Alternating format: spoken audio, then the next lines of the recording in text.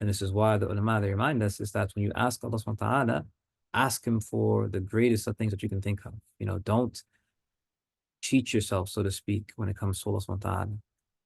Because in you cheating yourself, meaning like, I'm only going to ask Allah subhanahu wa ta'ala for like, bare minimum, I just want, the bare minimum. I just don't want to be punished. What it is that you're doing is that you're not recognizing who Allah subhanahu wa ta'ala is.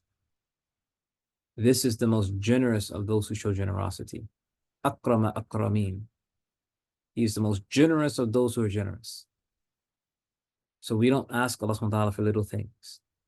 One of the du'as that I make more or less on an everyday basis is that du'a, oh Allah, enter me into paradise without reckoning.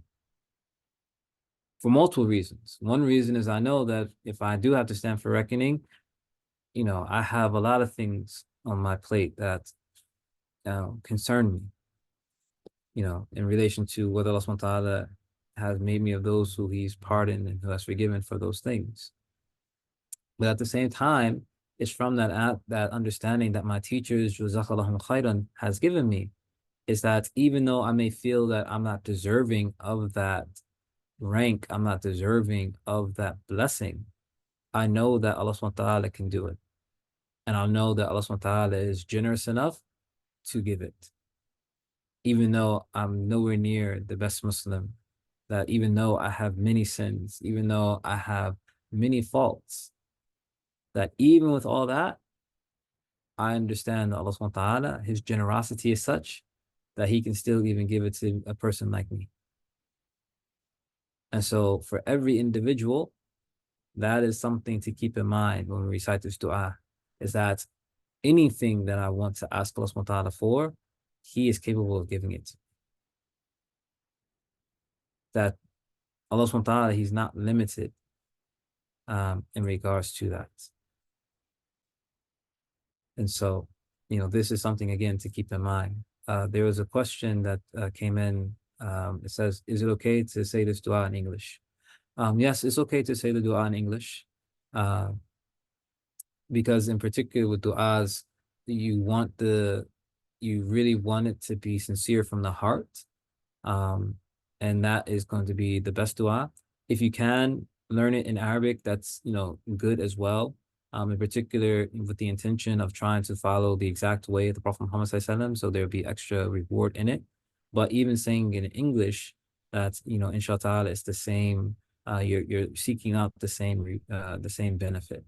So yes, you can say it in English, and inshallah, you receive the same benefit. But again, if you wish to learn it in Arabic with the intention of trying to follow the sunnah of the Prophet Muhammad and meaning that saying it the exact way that he mentioned it to Aisha radiallahu anha, then there could be extra reward and trying to be exact in following the sunnah of the Prophet.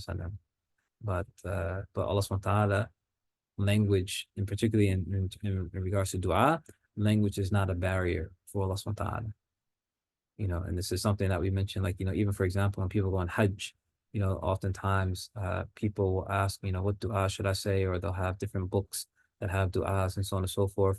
And there's not, I'm not trying to take away, from people saying the duas of some of the righteous and some of the early generations and so on and so forth.